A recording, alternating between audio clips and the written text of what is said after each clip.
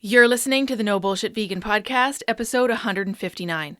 Co-founder and CEO of Next Level Burger, Matt de Gruyter, joins me to discuss his vegan and business origin stories, how Next Level Burger's vegan offerings are displacing meat consumption and positively affecting the environment, and more. Welcome to the No Bullshit Vegan Podcast. Myth-busting and evidence-based advice to help you kick butt with your health and fitness on a vegan diet. Here's your host, Karina Inkster. Hey, welcome to the show. I'm Karina, your go-to no BS vegan fitness and nutrition coach. In case you haven't yet downloaded the No Bullshit Vegan ebook I put together a few months ago to celebrate the 5th anniversary of this show, you can get your hands on it at nobullshitvegan.com/ebook. It's completely free, and it includes advice from yours truly on fueling strength training with plants, as well as insight from 4 experts featured on the podcast over the years, including Robert Cheek, one of the founders of vegan bodybuilding. Head to nobullshitvegan.com/ebook to get yours now. Introducing today's guest, Matt de Gruyter. Matt is the co-founder and CEO of Next Level Burger, America's first 100% plant-based burger joint that serves up vegan burgers for a better world in 10 locations coast to coast. Since its start in 2014, Next Level Burger has become a plant-based phenomenon. Matt and his wife and co-founder, Cierra de Gruyter, lead the large-scale national expansion of the brand, adding more cities and more stores every year without losing sight of their passion for serving healthy, sustainably sourced food that drives their commitment to nourishing the people and nurturing the planet. Matt's favorite meal is Next Level Burger's quinoa and mushroom signature burger. Here's our conversation. Hey, Matt, nice to meet you. Thanks for coming on the show today. Karina, it is an absolute pleasure. Thank you for having me. I'm excited to get to know about Next Level Burger and your story and just have a conversation and see where it goes. I am unfortunately not in a country that has NLB, so let's start with what it is. Tell me about the business, and then I want to hear about the story about you starting it and getting into it and all that. But what is Next Level Burger / NLB? What's the deal? I have a lot of family up in Canada. My grandmother actually is Canadian. My father, a dual citizen of both the U.S., Canada, and Colombia. So we do need to remedy the fact there is no Next Level Burger in Canada. So I'll let you know. Yeah. But we are 100%. and that's well said, because we are America's first 100% plant-based burger joint chain. So we are obviously vegan, but also we take it to the next level with a commitment to organic produce, to non-GMO across the board, and to living wages. So it is a combination of values that really came out of my wife and I. Sierra is her name, our chief visionary officer and Next Level Burger's co-founder. This awakening that maybe the way that we lived our lives before, maybe the way that we fueled our bodies wasn't the best way. And going back a little bit here in time, in 2010, there was an event that occurred that had it not, Next Level Burger probably wouldn't exist. Interesting. It's 2010. I'm 27 years old. I had joined the Marine Corps out of high school. And when I got out of the Marine Corps, I'd used my GI Bill to go to college, and I had planned to go to law school from Denver. So University of Denver was where I was going to go. And yet about 10 years ahead of schedule, my wife and I found out that she was heading off to graduate school and I was heading off to law school, and we had just bought a 1-bedroom loft, that we were going to have our son about 10 years ahead of schedule. Alrighty then. Yes. And alrighty then, exactly. It was like, alrighty then. So how are we going to back up and basically approach these, major life decisions of me going off to law school and her going to graduate school?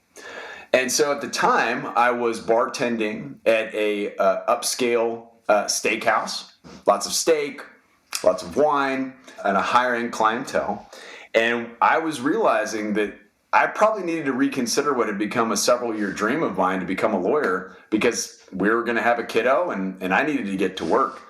And so at this time, I had some regulars of ours, and I didn't know what they did. They had $2,000 shoes and fancy suits. And on this particular day, as this crossroads moment was sort of crystallizing for me on what I was going to do to help provide for this kid about to come into the world, they handed me a business card. And they said, "We think you'd be good at what we do. Why don't you come in for an interview?" And little did I know that I had been, serving beer and wine and booze to these venture capital guys for the last year or two and had no idea what they did. So I walked in, found out it was oil and gas venture capital. Guess what my dad did for 35 years? Oil and gas industry all the way. So 35 years as a geophysicist. My uncle was a geologist, never expressed any interest in the oil and gas business because, of course, Karina, if your mom or dad does something, usually you're not just uninterested in it, but you look to go the opposite direction, right? Exactly. And so here I am walking out of this interview, and I call my dad and I let him know it's oil and gas, and he laughed for a year or two, I think, at the irony of that. And so I cut my teeth in the industry and ended up in a position where I got a job offer down to Dallas from Denver in private equity. Made my first million by the time I was 30. But along the way, coming back around to 2010 in this catalyst moment, I lost my mom. 2010, 10 years after she was declared free of breast cancer, we found out it was back. We found out that it had metastasized throughout her entire upper torso. And less than 2 weeks after we found out that there was something wrong, we lost her. Wow. And that was on June 20th of 2010. And just 4 days later, my little guy turned 3. And I'm sitting at the dining room table in Dallas, Texas, at our house, big, beautiful home. And I'm staring across the table at this beautiful little guy. And I'm thinking how much I don't want to miss any part of his life. And after saying goodbye to my mom, I was ripped open and raw, as you can imagine. But I didn't have any answers. I just knew I wanted a thing, right? And so what my wife had been exploring for the last couple years up to this point was initially a vegetarian diet. And Karina, I'm not kidding. When I say that I didn't know vegetarian until my wife decided to become one, I mean it. I could not tell you one single person until my wife decided in our mid-20s that she wanted to become a vegetarian. It was a vegetarian. And at the time I said, "Honey, I love you and I'll support you, but do not try to guilt me into becoming a vegetarian because it is never, and I mean never, capital N, going to happen." Famous last words. Oh, yeah. Yes. In 2009 and then leading into 2010, she stumbled upon this even weirder concept, this vegan thing, which at the time I just couldn't even conceptualize. It felt like some diet from Mars. It just, all right, I get it. You don't want to eat animals. I get that. But come on, milk and cheese and eggs, like what's wrong with that? You're not killing the animal to take these things, right? Unbelievable ignorance. But what happened when my mom passed away and I started thinking about how I wanted to be there for my son, and I had this idea of healthy to 100, which eventually I saw a book many years later that had a very similar title. I started picking up these books, both my wife and I are prolific readers, that talked about the health benefits and the correlation between what you eat and your health outcomes when it comes to a plant-based diet versus not. And I was floored by the clear correlations, the China study being one of those first books that I picked up. In fact, the very first book, oddly enough, was The Kind Diet by Alicia Silverstone. Are you familiar with it by chance? I haven't read it, but I know about the book. It's a classic in a lot of people's vegan journeys, actually. It is, and it was the book that I was making fun of my wife for buying because I said, "Honey, how are you going to take life and diet advice from the girl from Clueless?" Which, of course, was a reflection of where my head was at as a guy in his late 20s. Rolled my eyes and kind of laughed. I had this picture of, as if, way harsh tide, and that's what I thought about when I thought about Alicia. And yet, I cracked her book open, and I was completely and totally impressed. It was well written. It was well cited. It was beautiful. I remember thinking, who eats miso soup for breakfast, as a strange way to start your day.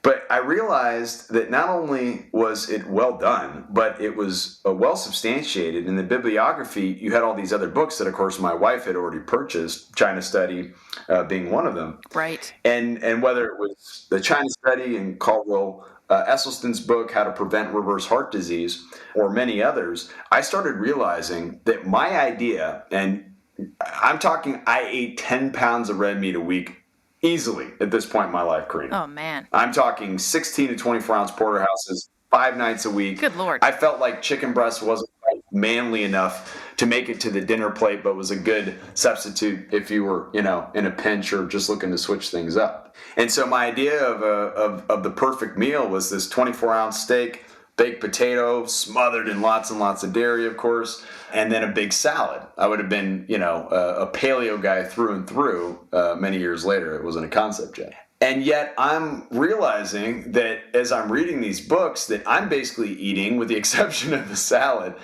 a diet that is the exact opposite of what it looks like I need to get to this healthy at 100 thing. And it was very real. Cancer and heart disease on my mom's side was just terrifyingly present. My aunt had breast cancer, beat it. She's still alive today, thank God. My mother, again, 2 rounds of it. The first round she beat back, and it took years. The second round, 2 weeks, and she was gone. My grandfather, her dad, had 4 heart attacks, 4 open heart surgeries, and actually 6 months after my mom passed, a little bit past this point of where I was thinking about these things, but it helped seal the deal in my mind. Her younger brother, who was only 48 at the time, she had been 56, he dropped dead from a widowmaker, just one day, all of a sudden. Oh, wow. And so I realized that this path, based on the data, based on the science, was the path that I probably needed to take, and I didn't want to take it. But I looked at my son, and I looked at the science, and I said, okay, are you going to do what you now know you need to do? And I know it sounds so ridiculous now, but it felt like such a daunting task. But I said, okay, 30 days. I'll try this plant-based thing for 30 days. And I've said this before, and it's the best way I can put it. At the time, getting through a singular meal without animal protein was something that I just didn't do. I couldn't tell you a meal that didn't involve some hunk of animal protein because I just didn't feel full or satiated when I didn't include it. And frankly, it never even crossed my mind that I'd skip it, right? A bagel with cream cheese wasn't enough. It needed to have, something with it. So, for 30 days, I said, all right, this feels like I'm going to be walking around on my hands for 30 days, but 30 days, when I, put my mind to something, I'm usually pretty good about following through with it. But I felt like the task was daunting. It was so daunting, Karina, that I didn't even tell my wife because I didn't want her to get excited because, of course, she had been, pushing this vegetarian and then vegan bent for a couple years. And so I was super, super sneaky. But 2 weeks into it, I was sold. I was sleeping better, all the things you hear. Feeling better. Stress was rolling off my back at work again. Very high stress position in a tough industry that could be very lucrative, but you got to earn it. And so 2 weeks into it, feeling good, feeling lighter, feeling cleaner, feeling leaner and meaner, I told my wife.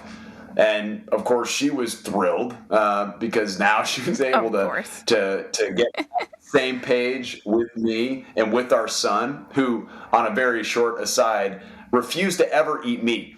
We used to worry about his protein intake because he would only eat vegetarian foods. My mom would make these from scratch chicken dinners, blend it all in a Vitamix, bring it to our house, in this grand attempt to get our son to have a singular spoonful of organic, made with love roasted chicken, and he would put it in his mouth and spit it out. Put it in his mouth, spit it out. Wow. So he insisted way before he had any sort of ability to communicate that he was going to be a vegetarian. And so it was just this natural sort of progress for our family.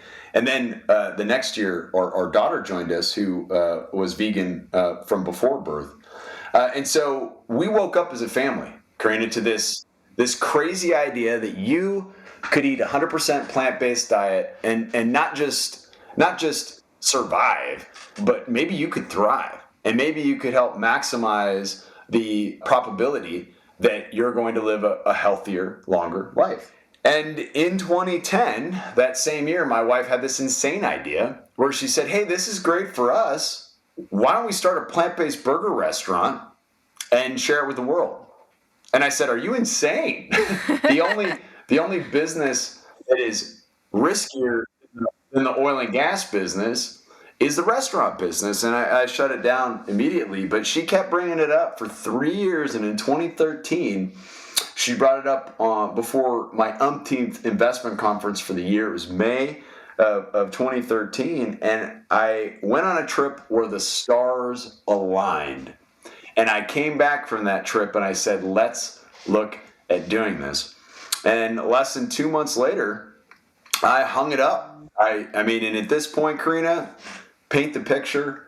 Cierra and I were living a life where we lived in Southern California. I made my first million by the time I was 30.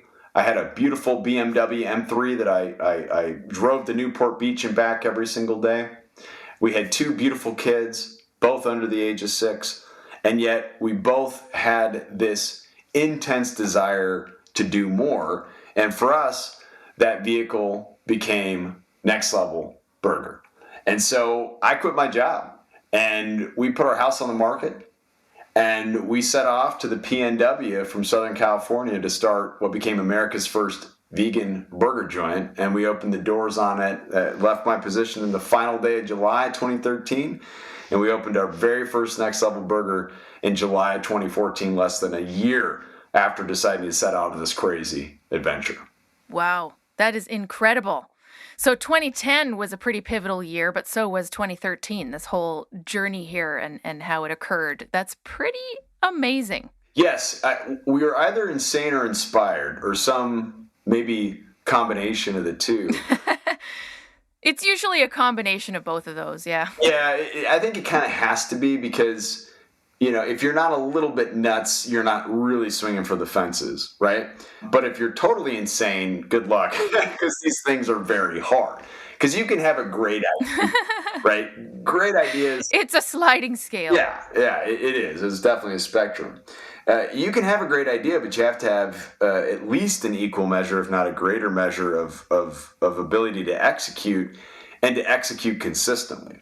And of course, the journey just got started once we opened up the first restaurant. And now here we are. We just passed our 9th anniversary of opening our first location. You know, we have 10 locations in the U.S. from coast to coast in 8 cities, 6 states, 3 time zones. Whole Foods Market is our largest investor. And we're set to quadruple our location count through the end of 2025 to 28 units, trying to drive as much of an impact in this world that desperately needs it for plant-based, and again for us, taking it to that next level of a commitment to organics, a commitment to non-GMO across the board, absolute, and a commitment to living wages, which we've been paying since we started back in 2014. I don't even think living wages was a term at that point. We just felt like you should honor people with a wage that is going to reflect the work you're looking for them to do and the way you're looking for them to do it. Smile on their face, so respect them, support them, set the expectations high, but make sure you're doing your part as the employer. That's brilliant. I love that that's part of the business vision, and it has been right from the start. That's pretty excellent.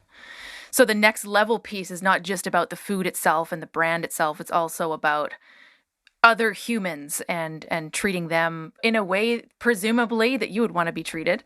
And that comes around. I mean, that's part of your brand. I think that's pretty excellent. So tell me about the actual food. You mentioned non-GMO a couple times. What's the deal? Yeah, no, I love the golden rule reference there. It's a crazy idea, a few thousand years old at this point, of treat people the way you want to be treated. Really, that's a good segue into the question you just asked.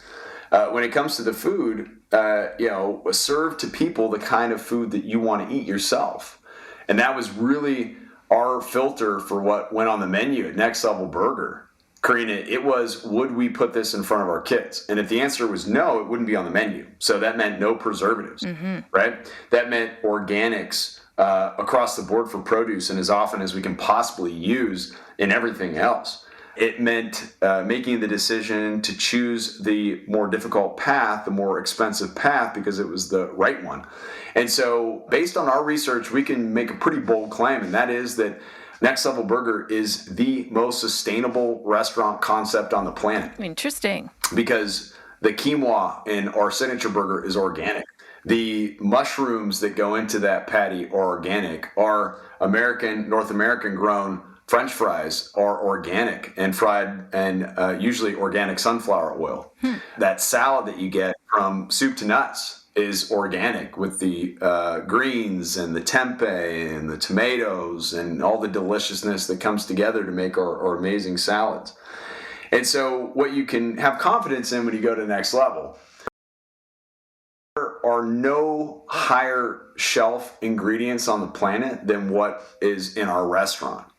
And that when you're feeding yourself or you're feeding your partner on date night, or you're feeding your kids on a Saturday afternoon where you're running around, you can have confidence that you're eating the best of the best. And a big part of our journey on the family side was deciding that if you're going to make all sorts of investments, whether it's investments in your cell phone or your car or where your kids go to school or where you decide to live, make one of the most prioritized investments health. And one of the ways that we make a decision every single day to treat ourselves either well or poorly is how we decide to eat. But people need help in that regard. It's not easy. We're all busy and our bandwidth is limited. So you have to make the default option easy enough. You have to make it cost effective. You have to make it, most importantly, taste awesome. And if you can do that, well, we think at least half the time folks are going to make the right decision. Absolutely.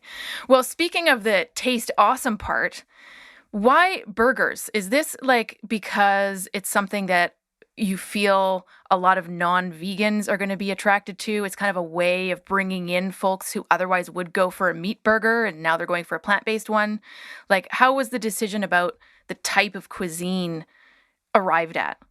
So for us, Cierra and I, again, founder and chief visionary officer and mother of my children and the woman that's kept me somewhat sane for almost 20 years, for us, we were trying to maximize our impact. And as we reflected on, how do you get to me at 26? I wasn't interested in tofu. Frankly, it took years before I even ate tofu. So you weren't going to get me with a tofu bowl as much as I eat that multiple times a week now. You weren't going to get me with some super, fancy or foo-foo dish. You were going to get me with the burger. And you can still get me with the burger. There is probably nothing, at least in the States, that is more Americana feeling than the all-American burger joint experience, where you have your burger and your fries dipped in ketchup and your shake that you wash it all down with. And we decided that was the sort of Trojan horse for, hey, if I can eat vegan, plant-based, and it tastes like this, where I'm sacrificing nothing and gaining, you could argue, everything from a personal health perspective, from a climate change perspective, why would I eat anything but? And so for us, and of course the fact that what we built didn't exist yet as America's first vegan burger joint, and there was an allure to that as well, what would it be like to be the first to do something like this? And so we put that all together. Let's dress up this plant-based, organic, non-GMO, good for you and the planet diet in the trappings of the all-American burger joint.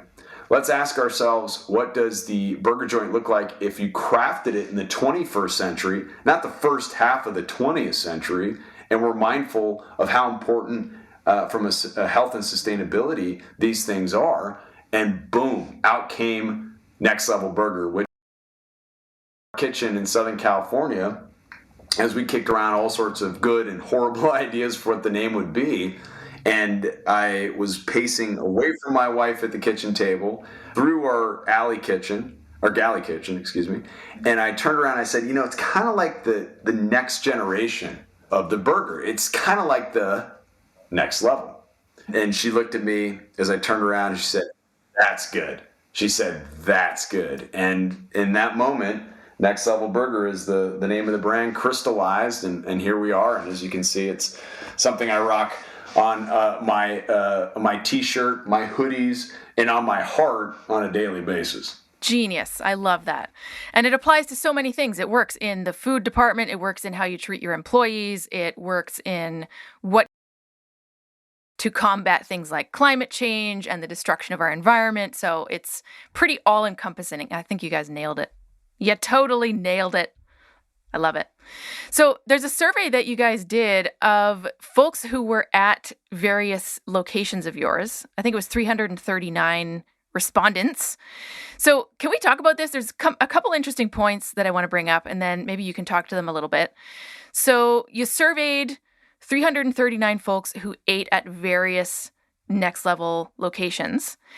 And some of the findings are a bit different to what we've seen in other sectors or other areas of the plant-based arena. And one of those is 21% of these respondents who are already eating at your locations say that they would have opted for an omnivorous meal at a different restaurant or at home if Next Level wasn't an option or if they weren't there that day. So can you speak to that a little bit? Is this kind of part of what you're trying to do with your brand? Yes, in a big capital YES sort of way. We love to feed vegans and vegetarians. My whole family, of course, subscribes to the plant-based philosophy of diet and living. But it's kind of like church. You can feel good preaching to the choir. They're going to say amen, and they're going to nod their heads, and they're going to make you feel good. But are you really talking to the people that need to hear it? And so for us, what we wanted to find out, especially in this sort of trough of disillusionment where there's been this anti-woke shift to anything that even felt progressive, whether it was food or it was technology or it was politics, we wanted to ask our guests, how many of you are vegan? And more than half of them aren't. Mm-hmm. And how many of you literally are sitting down to a plant-based meal when it would have been an omnivorous meal? And as you correctly pointed out, 1 in 5 of our guests is eating plant-based when they otherwise wouldn't. Mm-hmm. I mentioned my grandparents earlier, my grandmother being Canadian on my dad's side. My grandparents spent 35 years as missionaries living a life of the poorest of the poor, chosen poverty, right? And while they spent plenty of time in church, they spent a lot of time outside of that church preaching to the people and feeding the people and taking care of the people that needed it. And so for us, we understand, and it depends on what statistics you look at. You could argue that 5% of the population is vegan vegetarian overall, that maybe 10% of millennials are, and that the Gen Z generation might be as much as 30 or 40%. I've got anecdotal evidence that might be the case. But regardless of whether you use 5 or 10 or even 30 or 40, you've got at least 60% of the population you need to speak to. And maybe as much as 95% of the population that you need to speak to. And when it comes to the state of the union in America, maybe you and Canada have it figured out better, but we're in trouble. Yeah, we've got 2/3 of our population that is overweight, 1/3 that's obese. We do not have it figured out better. I secretly know. My brother lives there, but don't tell anybody I said that. Yes, you know. I mean, by 2030, they're projecting that half of Americans are going to have type 2 diabetes. I mean, just insane numbers. The statistic that I first heard from a cardiologist that took my breath away in all the wrong ways is that the average age that we can start to see the symptoms of heart disease developing in the U.S. today, it isn't 40, it isn't 30, it isn't even 20, it's 11 years old. My daughter's 11. Good Lord. I did not know that. It's insanity. I had to look it up because I just couldn't believe it. And so from the standpoint of the health crisis that we've found ourselves in America, and that's where we started Next Level, was to impact people's health. And then what we've watched over the last several years is the awareness of climate change is not a far off, we should start thinking about this problem at some point, but a clear and present danger to our generation and anyone that comes after us. right? And so with Next Level, we have the ability to help people, that 20% that otherwise would have grabbed a bite somewhere else that wouldn't have been plant-based, make a decision that's going to put them on the right side of the health equation, and that is going to put them on the absolutely no debate about it right side from a climate change, really climate crisis is what we need to start calling it. And what the catch-all is this sort of sustainability movement. I love to feed the vegans and vegetarians, and I've got 2 of them in my house as kiddos that love NLB, and to this day, I can't believe, because they've eaten it 1,001 times, thousands of times. But where it's going to make the most difference is when the Lake Oswego high school team goes through and eats at Next Level Burger, or when the University of Denver's hockey team rolls through and they get dinner at NLB. That's where you're really making a big difference, where folks that aren't vegan, have never even thought about becoming vegetarian, but they're trying to eat more healthily for themselves, and they're trying to eat more responsibly for the planet, and they can do it without any sacrifice. We think that's the cat's meow. Well, it certainly is. You mentioned that about half of your patrons are not vegan. So, I mean, I think that speaks to, A, the fact that your brand appeals to all sorts of folks with all sorts of different diets, not just the diehard vegans, but also you're tackling this extremely important climate emergency, as you correctly called it, in reducing meat intake across the population. So it's not just that we need more vegans. You know, you could argue that vegetarians are part of that equation, but I would say, you know, if you're vegetarian for ethical reasons, you should be vegan, but that's a whole other discussion. What we need, though, is decreased animal product consumption across the population. And this is realistically not going to mean necessarily a shitload more vegans. I mean, that would be nice.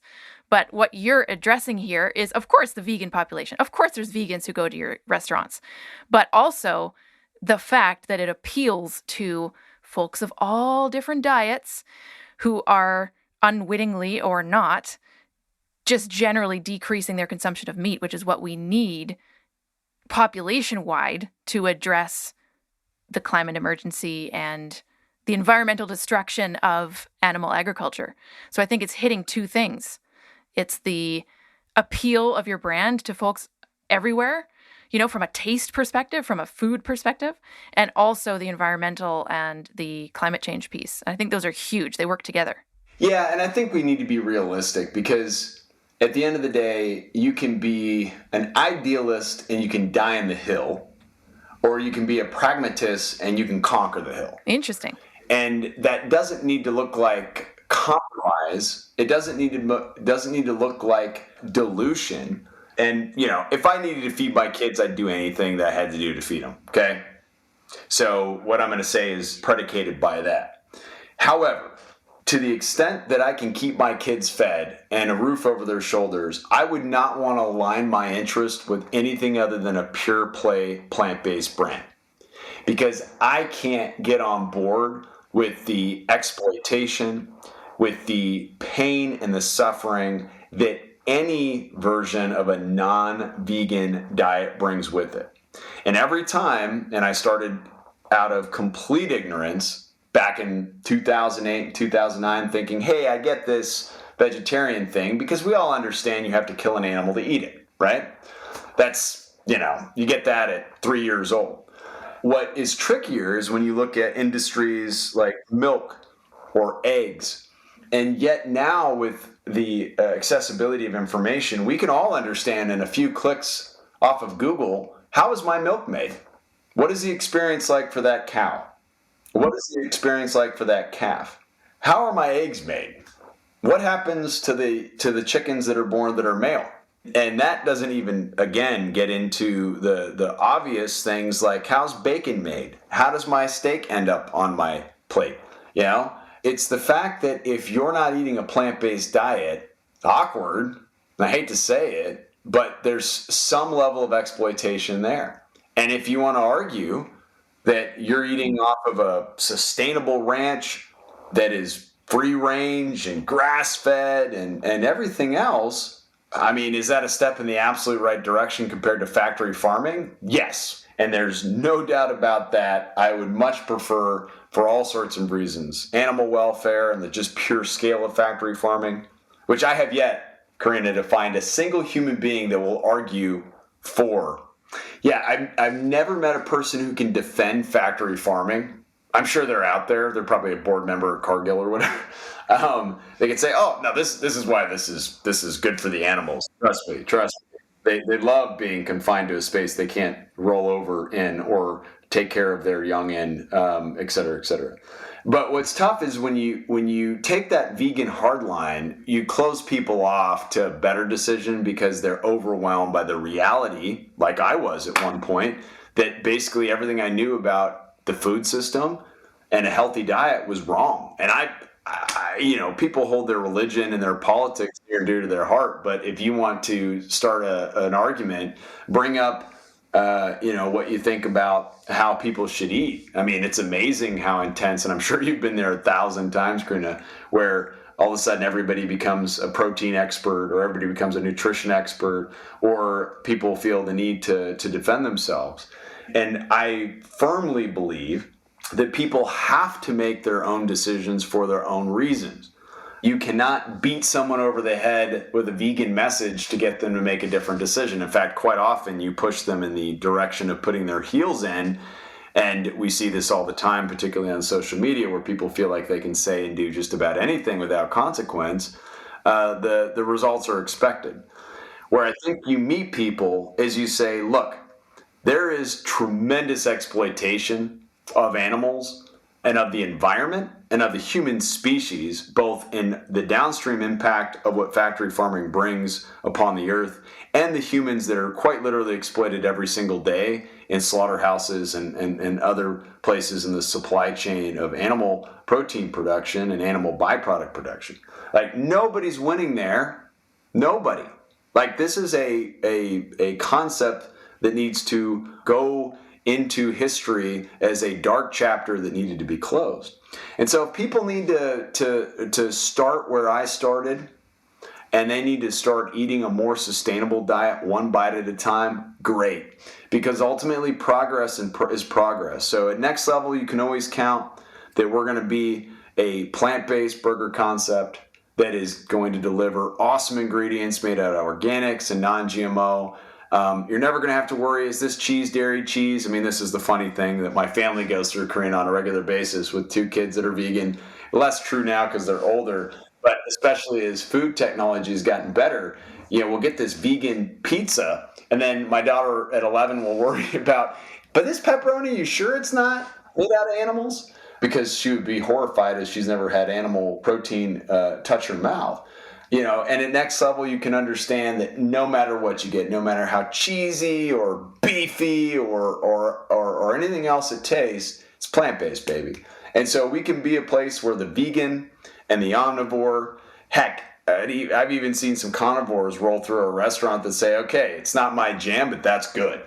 Where those people can meet, get a great bite to eat, make a decision for themselves that's a positive, make a decision for the planet that's a positive, and maybe that inflection point is enough for them to think more and more about eating more sustainably over the long term. And we've seen that prove out time and time again. That's amazing. And this goes along with some research out of Oxford that shows folks who don't eat meat are responsible for about 75% less greenhouse gas emissions than those who eat meat, which is massive. I mean, it's one of the most important individual actions that we can take. I think it's important to address larger systemic issues as well. But if we're looking at individual actions that we can take to have an impact, eating no meat, ideally no meat, even less meat if you're still currently eating animal products, is one of the largest scale effects that we can have on the climate emergency, on the environment in general, on other humans, on animals. It's massive. On our own health as well. I mean, there's a lot of folks who go vegan initially because they had a heart attack, because their doctor said, dude, you're going to have a major cardiac event if you don't go plant-based, like from a very intense health perspective. But then down the road, they realize, oh, wait a second, there's an ethical piece here. Oh, wait a second, there's also an environmental piece. I mean, there's all these different reasons. And I think regardless of what brings someone to veganism in the first place, all those pieces generally show up at some point. Like, I went vegan entirely for ethical reasons 20 years ago, not for health, none of this environmental stuff. I didn't know any of this. This is way before Facebook, way before Instagram. But now it's all of those things. It's also athletic performance. It's all the reasons. I'm vegan for all the reasons at this point. But what you're doing is you're presenting folks an option. You know, if they're not already vegan, which is a good 50% of your client base, you're presenting them an option that tastes really freaking good. It's good for them from a health perspective. They're having an impact on the environment. You're checking off all the boxes. And I think that's actually a pretty impressive activism avenue. I mean, I don't know if you consider yourself an activist, but education and the food industry are ways that we can all be activists. I think we've gotten to the point now in the last 2 or 3 years where we're all activists, one way or the other. We're all actively supporting and promoting one future or the other. It's gotten pretty binary, right? Because of the clarity around climate change in particular, we're realizing, and I love that thread, I'll pull on it. Mm-hmm.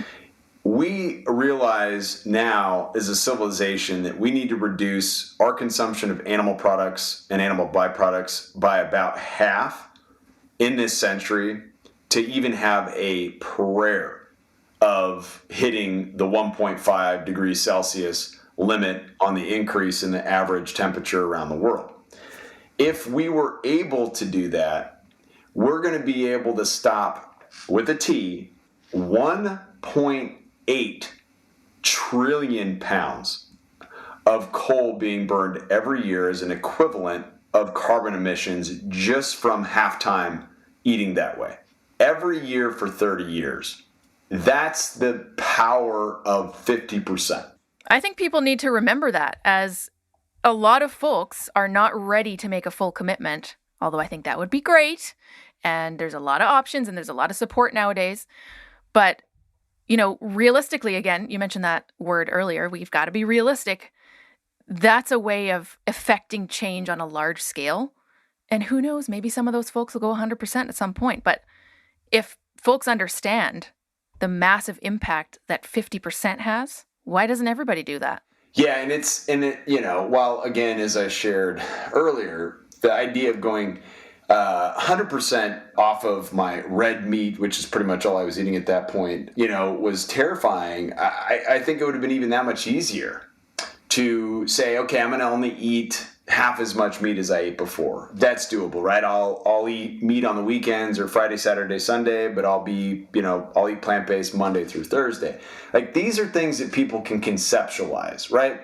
You can also get rid of the concerns of, well, where am I going to get my B12? Or am I going to get enough iron? Or am I going to get enough calories for some people, enough protein for others? And if you just get people to accept the fact that it's not an all or nothing thing, and you meet them where they are, which is what we attempt to do with Next Level Burger, you know, every single day, and we've now fed millions of people food this way, then you're able to move a lot more people to the right side of that activism equation, right?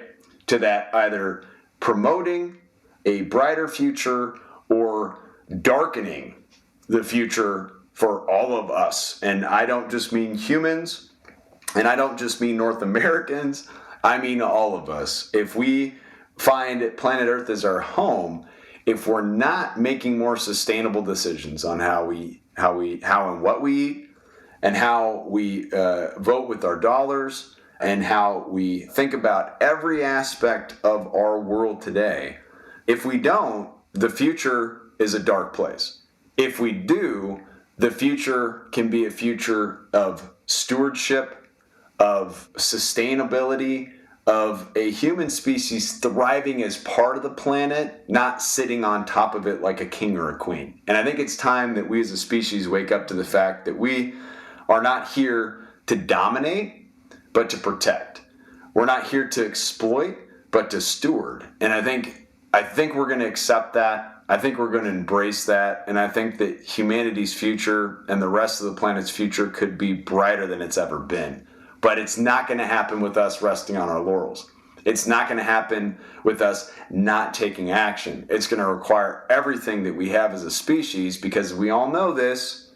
unfortunately, it's always the few before it's the many. And it's going to take the people that are waking up to the small decisions that we make every day as individuals, leading to the bigger decisions being made at the corporate level or at the political level, at the worldwide level to get where we need to go. Brilliant and so well said. Absolutely. I fully agree. And you're like in the trenches doing the work, you know? I mean, I don't want to harp on the fact that 20 years ago, my vegan option at a restaurant was an iceberg lettuce piece with maybe a sad looking tomato on it, maybe some fries if I was lucky. So things have come a long way since then. And I'm very excited for my own, self-interest, but also on a larger scale, what this is doing for the population and what kinds of options you're providing for folks in terms of health and the environment and all the things you just mentioned. And so, Matt, just to finish up here, I actually have an interesting burger-related peer-reviewed science research study that I wanted to share with you. Kind of random, but one of my swim group members, I lead an open water swim club, and so Chris from our membership has type 2 diabetes, and just yesterday or the day before, so it's kind of funny timing, sent me this peer-reviewed article to take a look at from 2019. So it's relatively new in terms of research. And it actually takes two groups of people and it feeds one group a vegan burger and the other group a non-vegan burger. So it's very applicable to our discussion today. And they were measuring type 2 diabetes related variables. So we're talking blood sugar, insulin secretion. So these are all folks who already have type 2 diabetes. And so they're matching calories, they're matching macronutrients, right? So the two burgers are actually pretty equivalent in terms of like nutrition in quotes, except one of them's plant-based and one of them isn't.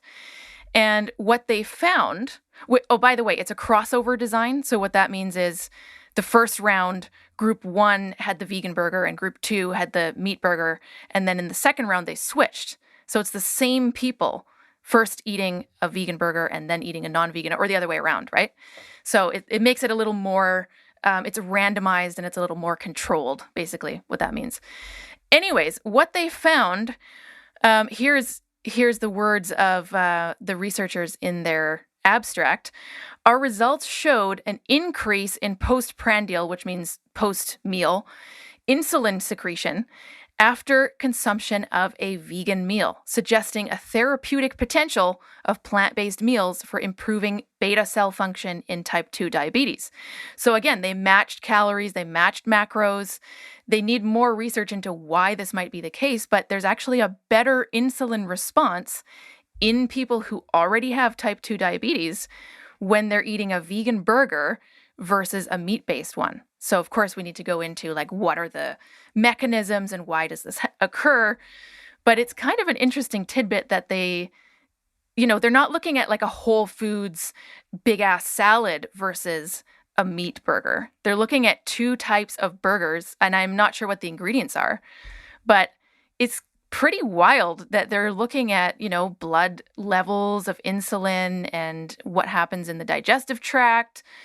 And you actually have a better outcome in folks who already have a chronic disease with the plant-based burger. And the researchers are not surprisingly saying maybe this is going to be part of what we use to treat chronic conditions like this, which we already know. I mean, you mentioned the China study before, and there's lots of researchers that have looked at reversing chronic disease through this. But I thought it was kind of funny timing because my friend Chris just brought this up yesterday, and it's about burgers, and it's kind of interesting. In fact, I'd say I'd take what you're saying to the next level. See, I do that all the time, and say that it's so unbelievably powerful to understand that you just switch out the patty and you have that positive an impact. Yeah, nothing else changes. That's a great point. I'd love to be able to kind of put my fingertips in that study and poke around and ask some questions. Did you feel like you were Jane, did you feel like you were sacrificing as you were eating your vegan burger? My guess is if it's a good one, not even remotely. So you're literally real time, like burger therapy, vegan burger therapy for a healthier lifestyle without sacrifice. Is that right, John or Jane? Yeah, it's right. So why don't you keep doing this? I mean, and that's first level stuff. It's not like they're eating a organic quinoa mushroom patty, that's full of superfoods, is my guess. I imagine it was probably, a more processed vegan burger. I would think so. Yeah, I would guess. Yeah, that's my guess.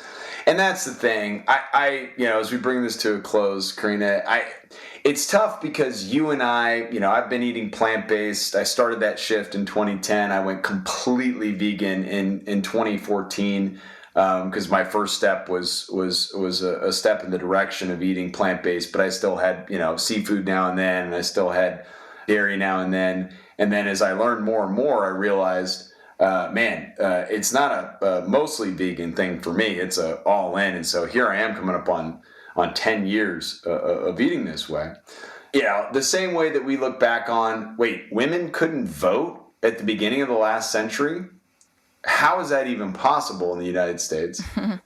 We're going to look back, I hope, at the end of this century and go, we used to eat animals, like real live animals at scale, and their milk, because I'm convinced that the rapidity with which we have seen the change in just how we do things since that study in the last 4 years, 5 years from now, 10 years from now, and 30 years from now, you're going to see the entire world eating differently. Whether it's plant-based meats, which is what I think the future is, and plant-based products, even more so than cultivated meat. But if it's cultivated meat over the horror of our factory farming system, I'll take that all day long. But what I can tell you, what I can guarantee you, is that our future is not factory farms. And we will be, all of us, better off for it. What I hope is it's not just what we aren't, it's what we are. And we are is thriving and eating food that is literally going to stop someone from getting type 2 diabetes because their body's getting what it needs, right? That's going to stop that heart attack that takes a man from his family or a woman from her partnership. 200 years from now, going further out for humanity, when we look back on what we accomplished in the 20th and the 21st century, of the destruction of the 20th and the pivot of the 21st, that allowed the 23rd and the 24th and the 25th century and beyond to even be possible. And that's what we work so very hard on every day. Well said. And I like what you said about not just what we're deleting or what we're not doing. It's also about the positives, what we're adding in.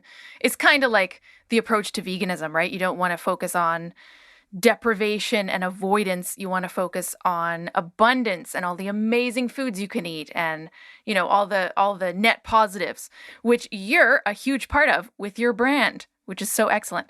And I'm so grateful that you came on the show, Matt. Awesome to connect with you. Thank you so much. Thank you so much. Matt, thank you again for speaking with me. Make sure you access our show notes at nobullshitvegan.com/159. And thanks so much for listening. Thanks for listening to the No Bullshit Vegan podcast at nobullshitvegan.com.